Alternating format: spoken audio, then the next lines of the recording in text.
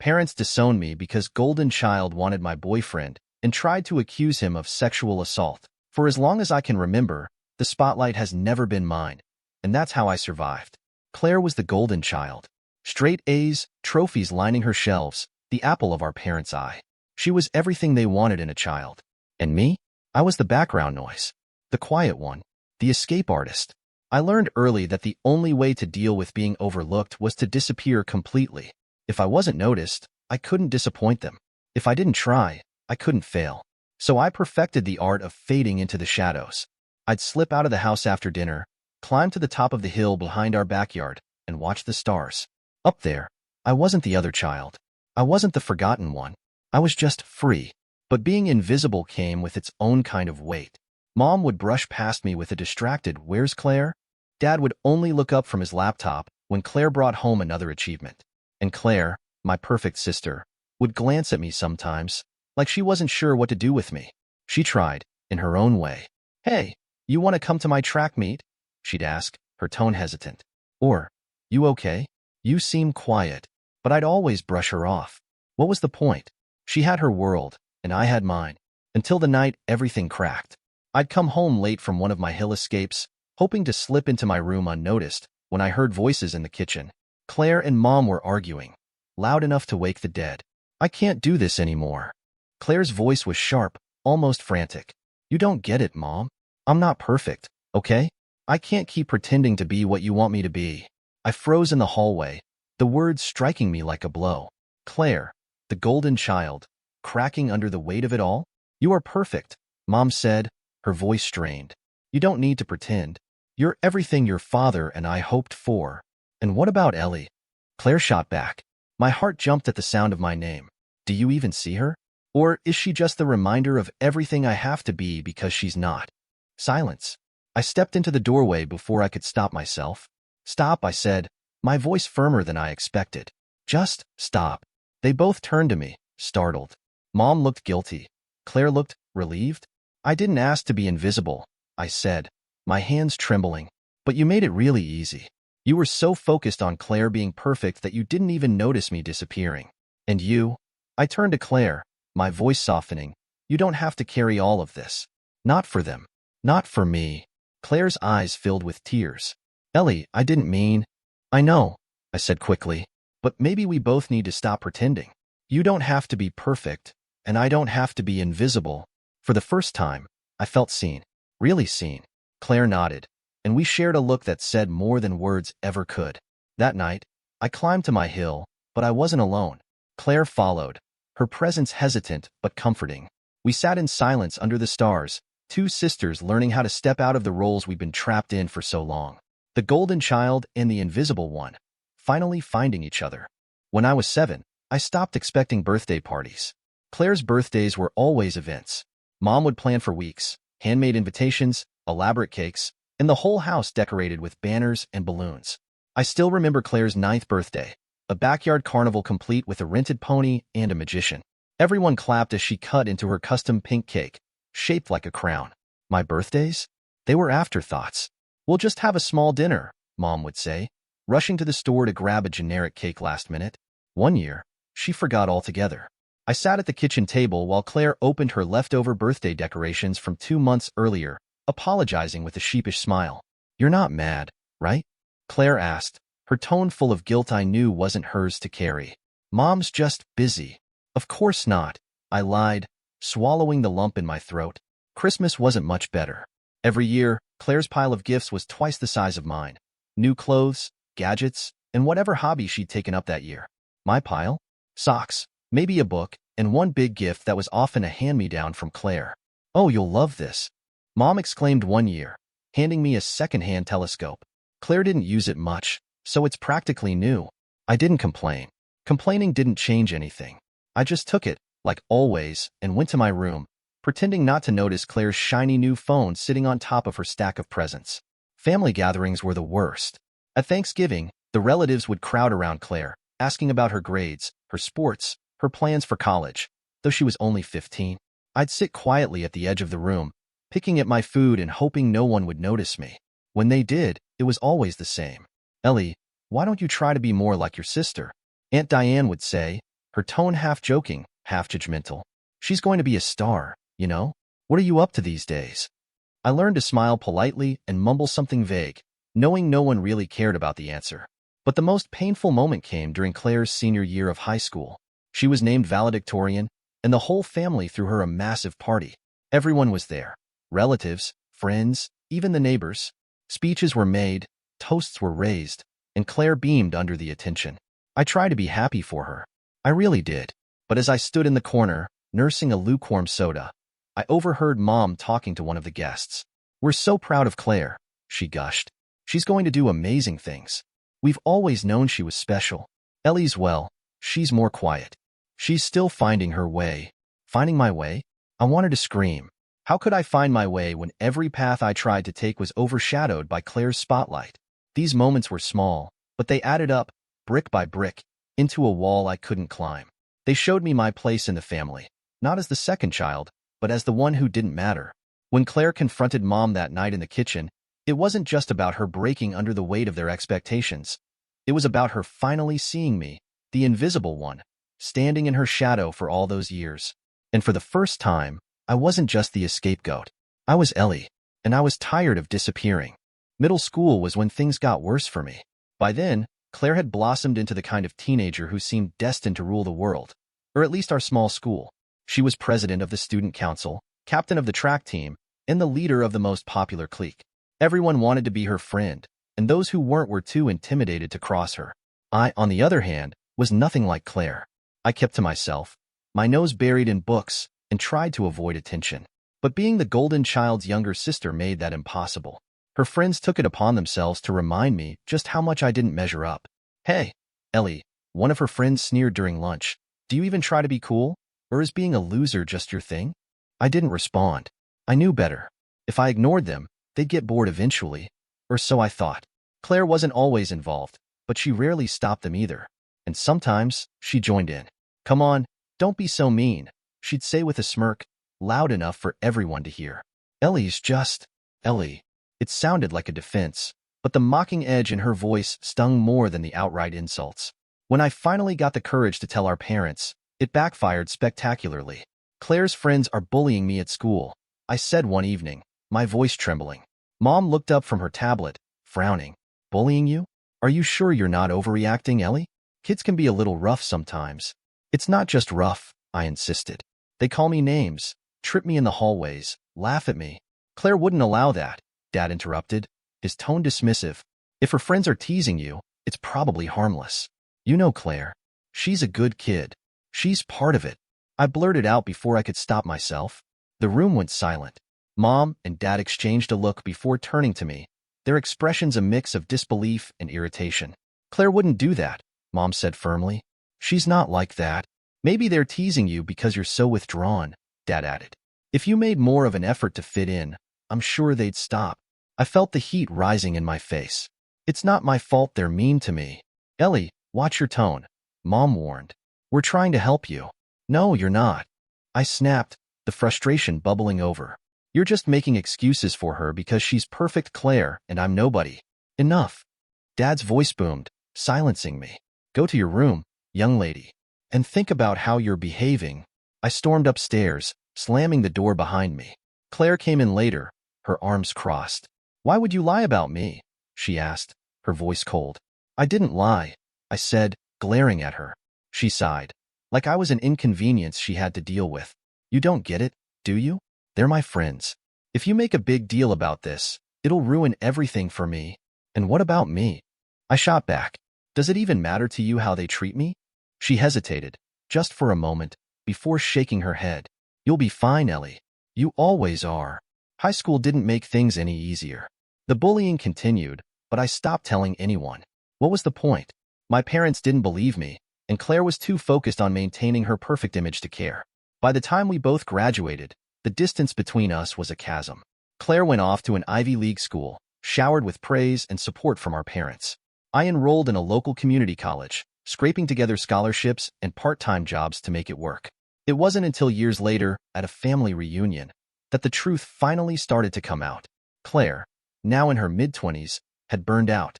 The pressure to be perfect had taken its toll, and she admitted to feeling lost and resentful. "I didn't mean to hurt you," she told me one evening, her voice shaky. I didn't know how to stop being who they wanted me to be." I looked at her, a mix of anger and pity swirling in my chest. "You could have stood up for me," I said quietly. "Even once." She nodded, tears brimming in her eyes. "I know, and I'm sorry. It wasn't a perfect resolution, but it was a start." By my senior year of high school, I had learned to live in the shadows. Claire had gone off to college, and while her absence brought some relief, the weight of her legacy still lingered. Teachers still asked, "Are you Claire's sister?" with a mix of excitement and expectation.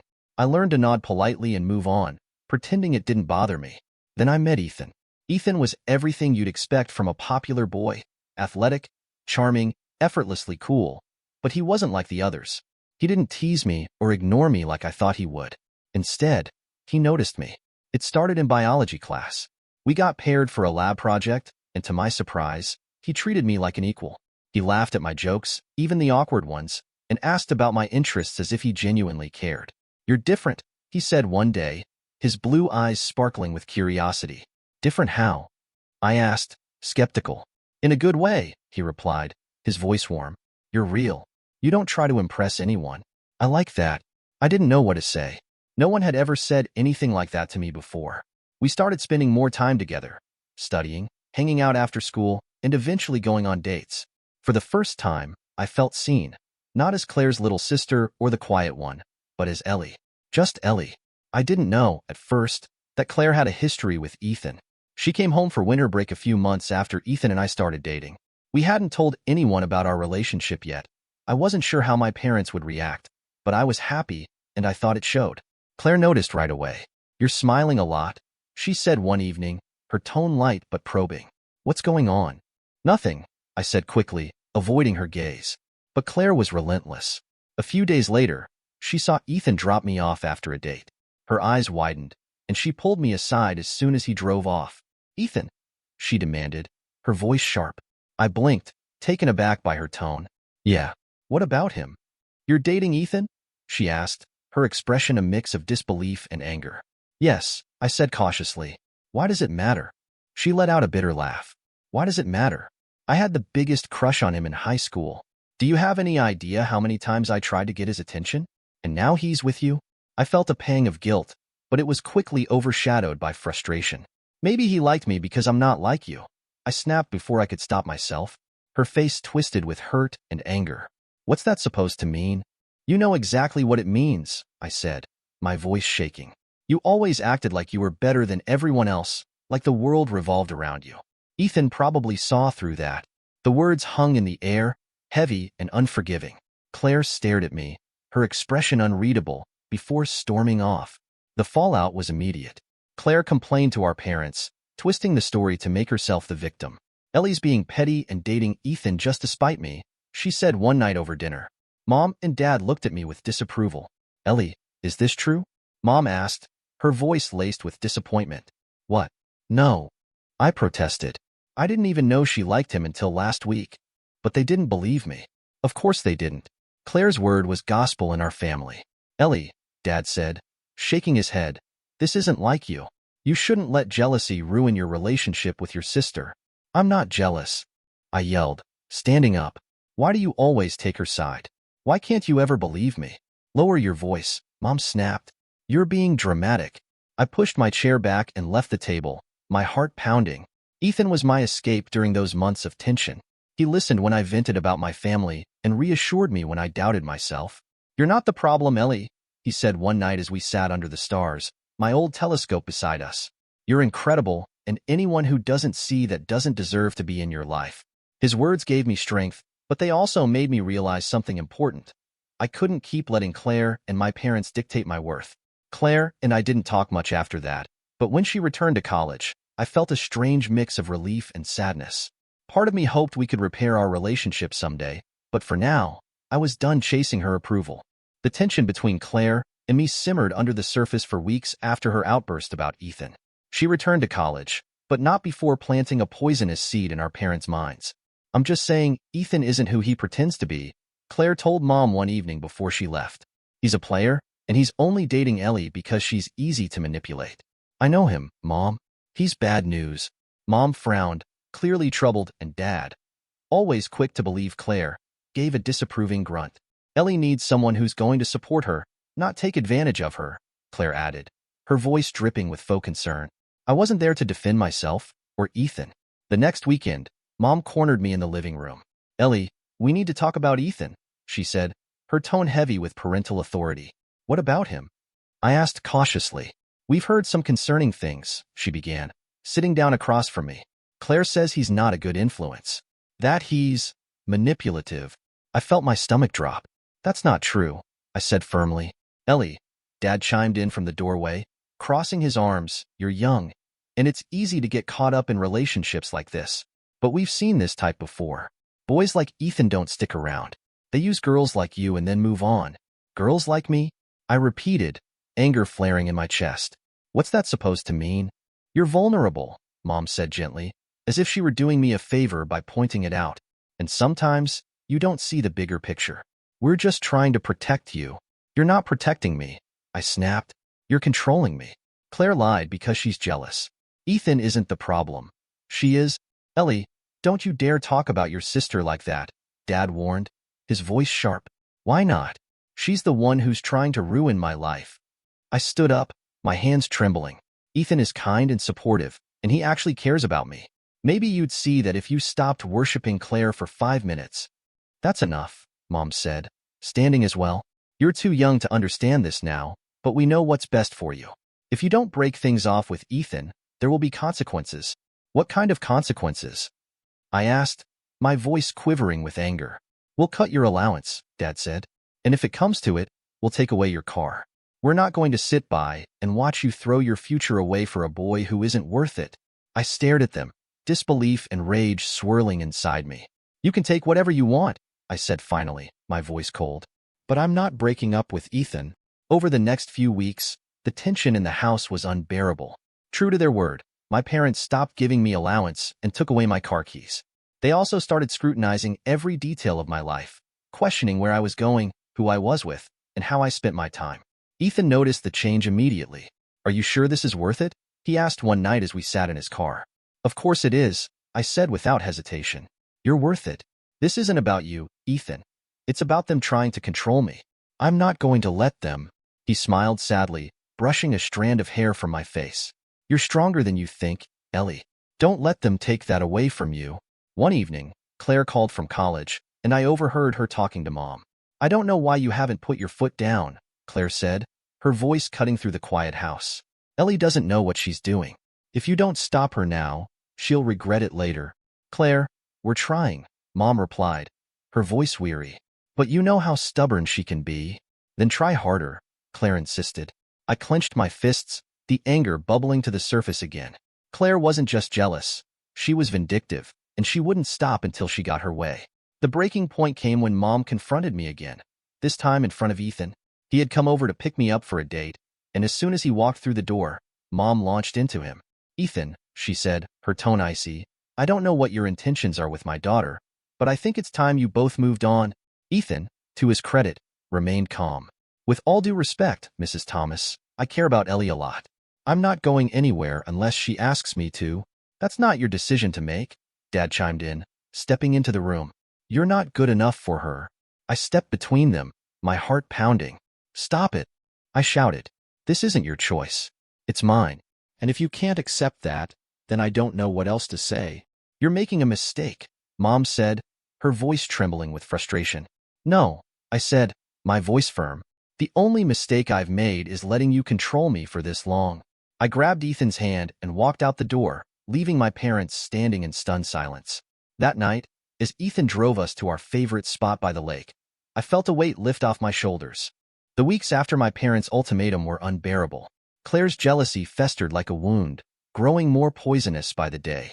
My parents had always turned a blind eye to her manipulations, but this time, they fully enabled her.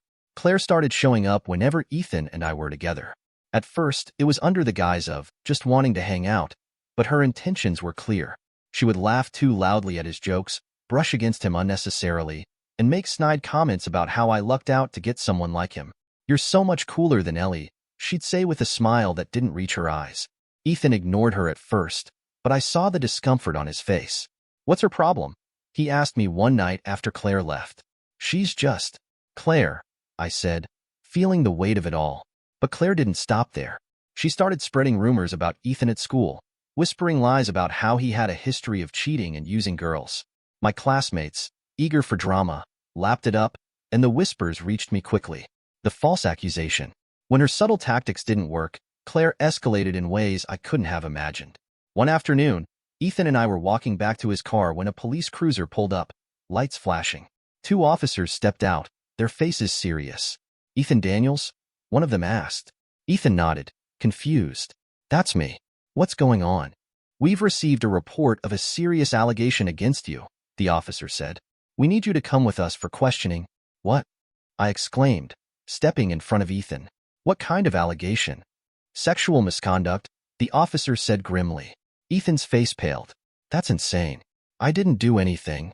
Claire appeared then, her face tear-streaked and full of mock vulnerability. "He hurt me," she said, her voice trembling. My parents rushed out of the house, immediately wrapping Claire in their arms. "We're here, sweetie," Mom cooed. "You're so brave." I stared at her, my heart racing. "This isn't true," I said, turning to the officers. "She's lying." "Ellie," Dad snapped, glaring at me. "How dare you accuse your sister of lying about something like this? She's your family.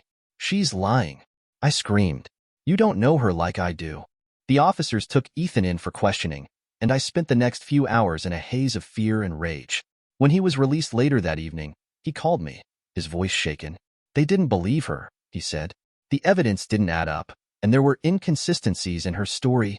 I felt a flicker of relief, but it was quickly drowned out by the anger boiling inside me. Claire had gone too far this time. The grandparents' plan. The fallout from Claire's false accusation should have been a wake-up call, but my parents refused to see reason. "She must have misremembered," Mom said dismissively when I confronted her.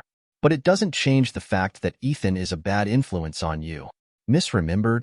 I shouted. "She lied, Mom. She could have ruined his life." "Enough, Ellie," Dad said, his tone cold. "This is exactly why we've decided to send you to live with your grandparents for a while. You need a change of environment." "What?" I said, stunned. "You're sending me away?" "It's for your own good," Mom said, refusing to meet my eyes. "And while you're there," Dad added, "we'll be arranging a meeting with a family friend. He's wealthy, stable, and interested in settling down. It's time you started thinking about your future." "You mean you're marrying me off?" I said, horrified. "Don't be dramatic," Mom said. "It's a practical solution. You'll thank us later." Ellie's defiance. I packed my things that night, but not to go to my grandparents'. Instead, I went to Ethan's house. "I can't do this anymore," I told him, tears streaming down my face. "They're trying to control everything. Who I love, where I live, even who I marry." Ethan took my hands in his gaze steady. "You don't have to let them. You're stronger than they think, Ellie. You've always been stronger than they think." With Ethan's help, I started making plans to leave. I applied for jobs and scholarships in a city far away, determined to carve out a life for myself. The turning point. When my parents realized I wasn't going to my grandparents', they were furious. They threatened to disown me, to cut me off financially, but I stood my ground. "You've spent my entire life making me feel like I was nothing," I told them. "I'm done living in Claire's shadow, and I'm done letting you control me. If you want to cut me off, fine, but I'm not coming back." For the first time, they had no response. Ellie's decision to leave marked the beginning of her freedom. She moved to the city, found a job, and eventually went back to school on her own terms. Her relationship with Ethan grew stronger, built on mutual respect and support. As for Claire, her perfect facade began to crack. The false accusation left a stain on her reputation that she couldn't scrub away, and the pressure of maintaining her golden child image became too much. Ellie, on the other hand, finally found her voice, and she never let anyone silence it again. A few years passed in peace, and for the first time in my life, I felt free. Ethan and I built a life together, far from the toxicity of my family. Our baby girl, Lily, had brought a new kind of love and light into our lives. I'd blocked out all contact with my parents and Claire, focusing solely on my little family. But then, out of nowhere, the phone rang. Ethan handed me the phone, his brow furrowed. "It's your dad." I hesitated before answering, my heart pounding. The man who had dismissed my pain, sent me away, and plotted to control my future now wanted to talk? Hello? I said, my voice cautious. There was a shaky breath on the other end. Ellie, it's Dad. I didn't know who else to call. His voice cracked, and for the first time, I heard something I never thought I'd hear from him. Desperation. What's going on? I asked, my tone colder than I intended. It's Claire, he said, his words tumbling over each other. She's gone. She ran off with her boyfriend. Took everything. My retirement savings, the money I took out for her student loans, everything. My stomach dropped, but not for the reasons he probably thought. What do you mean, everything? I asked. She convinced me to put the loans under my name, he said, his voice filled with regret. Said it was just temporary. I trusted her. And now she's gone. She wiped out the accounts and disappeared. The betrayal unveiled. As he continued to speak, the full extent of Claire's betrayal came to light. Apparently, she'd been dating a man my parents hadn't approved of, a common theme, it seemed. But this time, she didn't care about their opinions. She'd been sneaking around for months, lying about her expenses, and when the money ran out, she took the rest of Dad's savings and fled. She said she loved us, Dad sobbed. She said she needed the money to pay off some debts, and then she'd pay it all back. But it was all a lie. My first instinct was anger, not at Claire, but at my father. How many times had he turned a blind eye to her manipulations? How many times had he chosen to believe her over me? I'm sorry this happened to you, I said finally. But why are you calling me? Ellie, he said, his voice trembling. I need your help. We don't know where she is, and I don't know what to do. Your mother is beside herself. I let out a bitter laugh. You want my help? After everything? I know I failed you, he said, his voice breaking. I know we failed you, but you're the only one who can help us now. Confronting the past. Ethan watched me closely as I hung up the phone. What did he want? He asked. I explained everything, and he shook his head in disbelief. After everything they put you through, they have the nerve to ask for your help, he said, his tone protective. I don't know what to do, I admitted. Part of me wants to tell them to deal with it themselves, but another part of me wants closure. Ethan finished for me. I nodded. A shocking visit. Against my better judgment, I agreed to meet them. Lily was asleep in her carrier when we arrived at their house, a place I hadn't seen in years. It felt smaller somehow, less intimidating than I remembered. My parents looked older, wearier. Mom's face was streaked with tears, and Dad's shoulders sagged under the weight of his guilt. Ellie, Mom said, reaching for me, but I stepped back. Don't, I said sharply. I'm here to listen, not to reconcile. Dad nodded, his expression grim. Fair enough. They told me everything. How Claire had convinced them to co-sign loans, how she'd been secretly funneling money out of their accounts, and how she'd finally vanished with a man they barely knew. She was our golden girl, Mom said, her voice filled with disbelief. We never thought she'd do something like this. I couldn't help but laugh bitterly. Really? Because she's been lying and manipulating her entire life. You just chose not to see it. Ellie's power. As the conversation went on, I realized something important. I wasn't the scared, powerless girl I used to be. They needed me now, and for the first time, I held all the cards. I'll help you find her, I said finally, but only on my terms. And when this is over, I don't want to hear from you again. Dad looked like he wanted to argue, but he nodded. Anything. We'll do anything. And with that, the tables had finally turned.